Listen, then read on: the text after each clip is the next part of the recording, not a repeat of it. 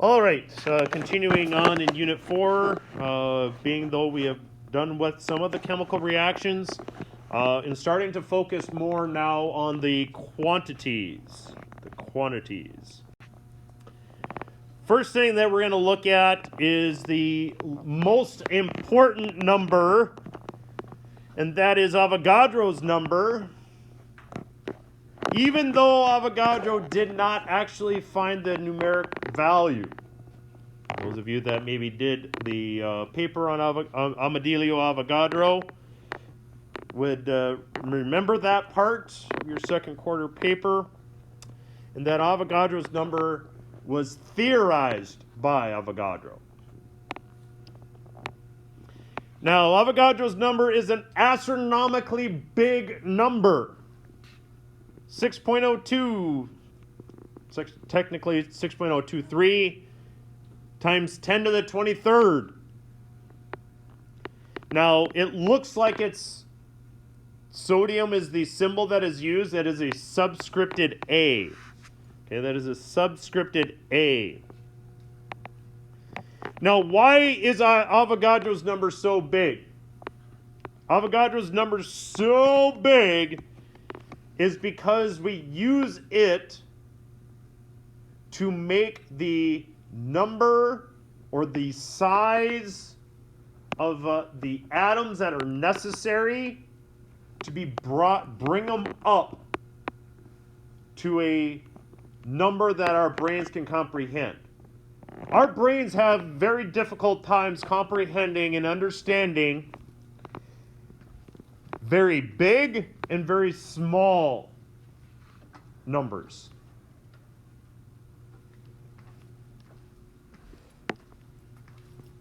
You see these types of things all the time in science. Light years is, yes, it is the distance that light travels in a vacuum over in a year, whatever it is. It's a distance measurement. It's a bring the numbers, these astronomically large distances, down to a number that we understand and can comprehend. Same thing that you see it in geology. When you have X number of millions of years, they call them eras, eons. And that's done so that we bring it into a number that we can understand.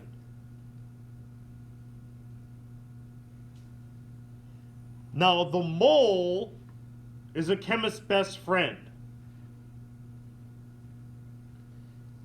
because the mole brings the atom very, very small, and very, very small amounts most of the time, into a larger size that our brains can comprehend. Because when we talk about, oh, there are this many atoms in something, you're like, okay, that's like way, like, I don't understand that number. So what that does is it brings it to the mole. Oh, there's 18? I've seen 18 of something before.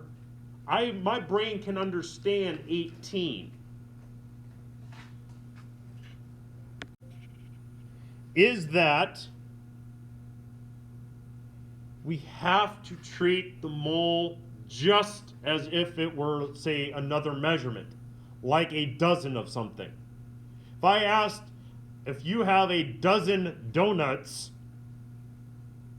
how many donuts are you going to have? And most people would go, 12. Okay? And yeah, okay. If you had a dozen eggs, how many eggs would you have? 12. When you have a mole of pennies, how many pennies would you have? 6.02 times 10 to the 23rd. Okay? If you had that many pennies, it would be the same mass as the moon. So you'd have so many pennies it would have its own gravitational pull. And you're like, a penny isn't very big. A penny is about 2.5 grams. If you had a mole of 2.5, that's about the mass of the moon. It's just an astronomically large dozen. Think about it. Avogadro's number is just an astronomically large dozen. So if somebody goes, oh, if you had a mole of eggs, how many eggs would you have? You're like, you got a lot of chickens. Okay? If you got a mole of donuts, how many do you have? Probably a cholesterol problem. Right? It's such a large number. You're like, that's so big. Yeah, but the dozen is just a way to bring 12 down, right?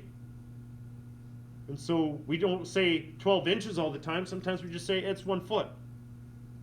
It's just a measurement, and it's just a measurement to bring things into perspective so that our brains can understand the numbers that we're dealing with. That's the big thing with the mole.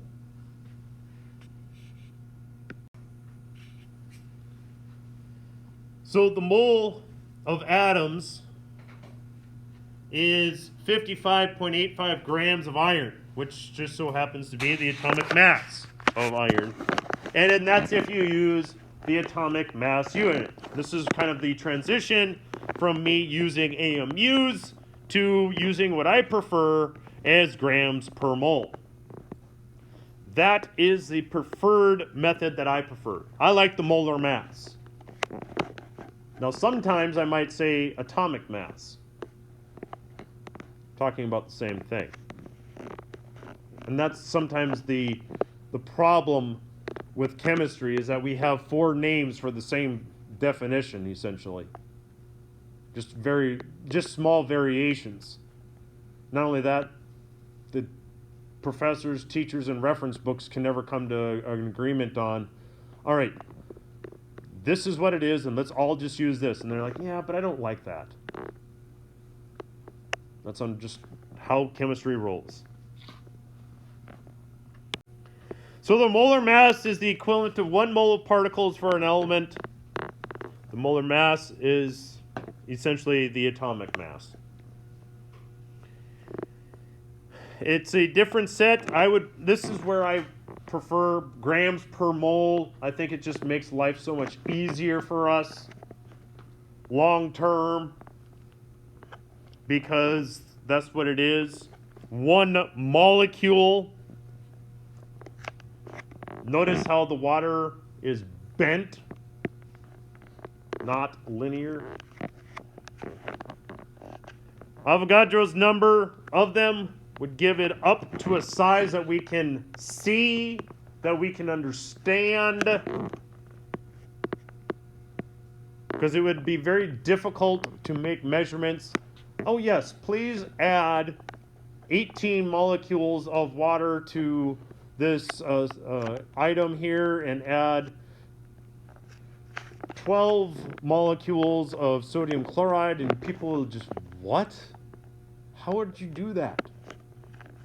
It's a lot easier to say, measure out 12 grams of sodium chloride and mix it with 18 grams of water. Oh, okay, I can do that.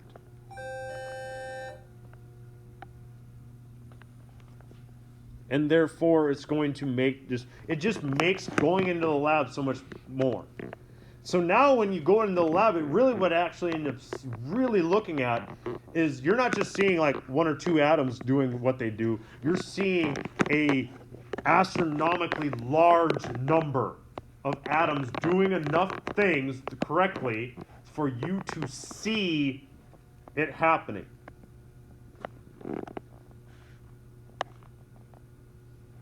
And I think it's really cool to think about how many times that has to go right for the chemical reaction to happen in a way that you can see it, for it to go right for you to see it.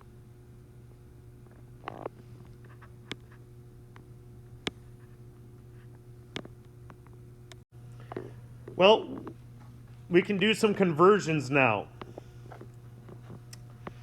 And with this, it allows what's called the mole bridge a little bit, and providing a little bridge from going from mass scale, real world scale, to tell us how many particles we're dealing with. How many of things are we dealing with?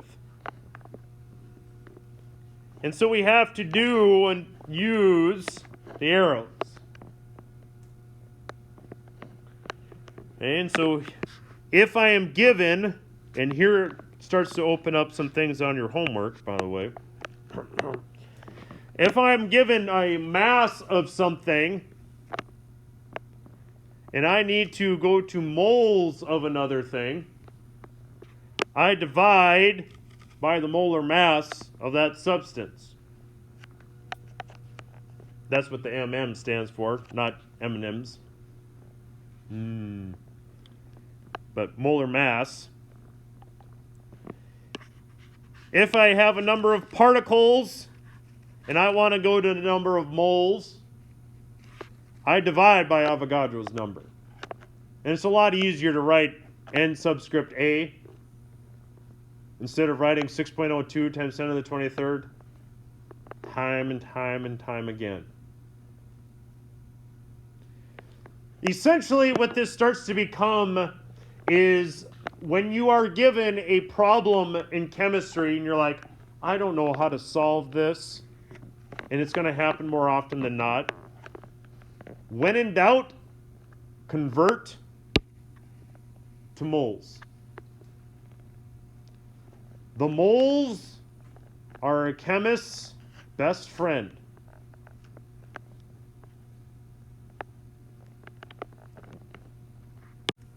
And when we convert from moles to mass, we're going to multiply by the molar mass.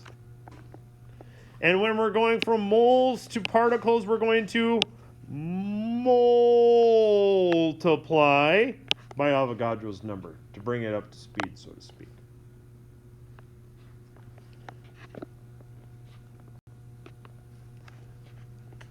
So, let's try a couple out. What is the mass of sodium chloride if I have 2.3 moles? Well, the first thing I have to do is I actually need the formula of sodium chloride to determine the molar mass of sodium chloride.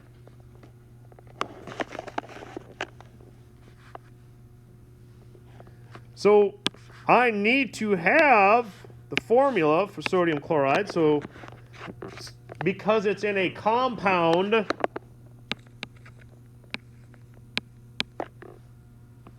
it wouldn't be a bad idea to make sure that I have the correct charges, because the charges are going to have an effect on the formula, which has an effect on the molar mass, or the formula mass, of that formula. Our charges match up, or cancel out, or add up to 0, right? So the formula is just NaCl. Hopefully we get that. Now when we do the formula mass, we are going to need a periodic table, unless you already have them memorized.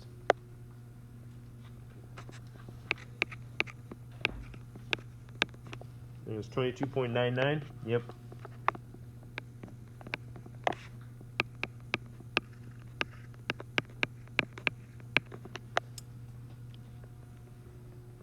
Then we have to do that multiplication, but the multiplication should hopefully allow us to see that it's not super bad.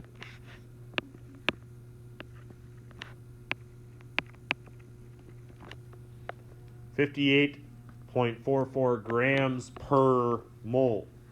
Now, when we do conversion problems in math class, we always start with what we're given, right?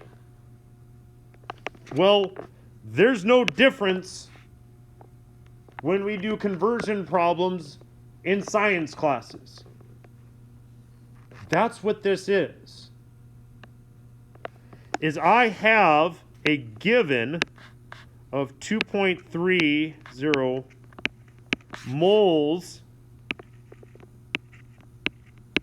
of sodium chloride. I need to convert to mass. The only mass measurement that I have would be grams.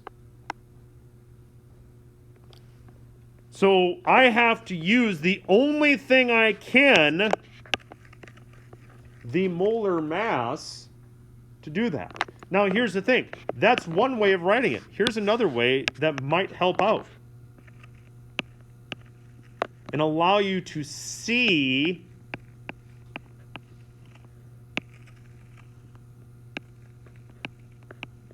that. Now technically, what number is there but isn't written there for on the bottom, on the denominator? 1. Okay? Technically that 1 is there. Because 58.44 over 1 is just what? 58.44. So when we convert this, the mole doesn't just random, and the grams don't switch around. We have to manipulate this whole thing here so that I can cancel out the moles over here algebraically. Or make the ratio to 1, whatever you want to say. Okay? And so it's a conversion problem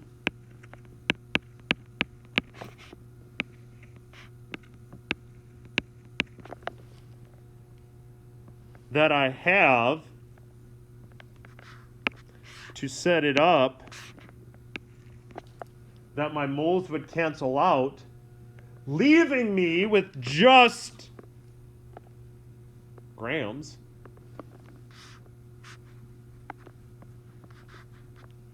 And I would do a multiplication, because essentially this 2.3 over here is essentially just like over 1.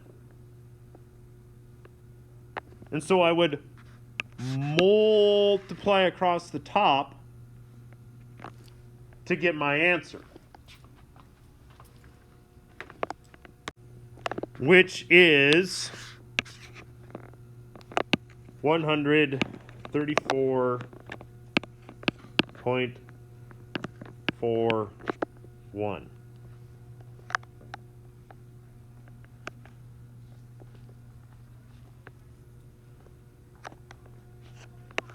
And my label is grams, but it's not just grams, it's grams of what? Sodium chloride. Okay? So our label is not going to be just grams sometimes, or just moles sometimes. It will be moles or grams of a specific thing. Okay? Now, I want you to try out the next one for tomorrow. So let's continue on with the last one that we have. We erased some of the work from this previous one here. But the biggest thing when we look at this next problem will be the calcium fluoride. If we can't write the formula correct for this compound of calcium and fluoride, because it's in a compound form, to get the formula correct, we have to use our periodic tables if you don't have these charges memorized. The charge on fluorine is negative because it's in group 17. The charge on calcium is a positive 2 because everything in group 2 forms a positive 2 charge. Because those charges do not match up, we crisscross. And when we crisscross them, we end up with this to be our formula. If you did not do this part right, the rest of your problem is wrong. And therefore, there becomes your why. Okay? Why do I get problems wrong? Sometimes it is going to come down to, did you have the right formula? Okay? So, now that we have our formula, I need to get my formula mass. I have 1 calcium, 2 fluorine. I look on my periodic table to find the atomic mass. Find the atomic mass for calcium to be about 40.01. No, 0.08. Sorry. Then I need to look on my periodic table to find the atomic mass of fluorine, which I believe is 19 is an acceptable number, which will give me 38. It's like 18.99, but I believe 19 works. 1 times 40.08. Add them up together. 8, 7. Technically, the label would be, and I'll write it off to the side now, grams per mole. Now that we have our molar mass, we now can start the problem. Okay? Now it just becomes a conversion problem. Just like if we were converting from centimeters using a millimeter to seconds using a velocity of some sorts. That's what we're looking at as I start with what I'm given. And it's moles of calcium fluoride. I am going to utilize my molar mass. I am literally taking from the 1 over.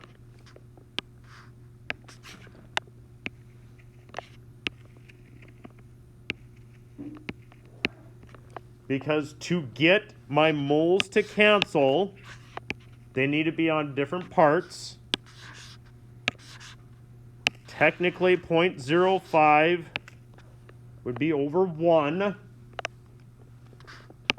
My moles would cancel out.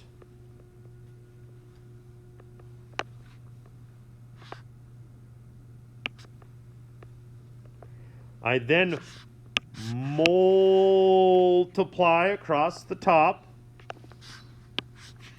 In doing so,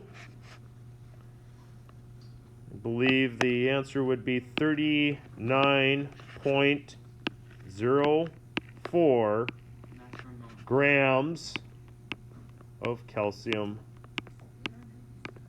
fluoride.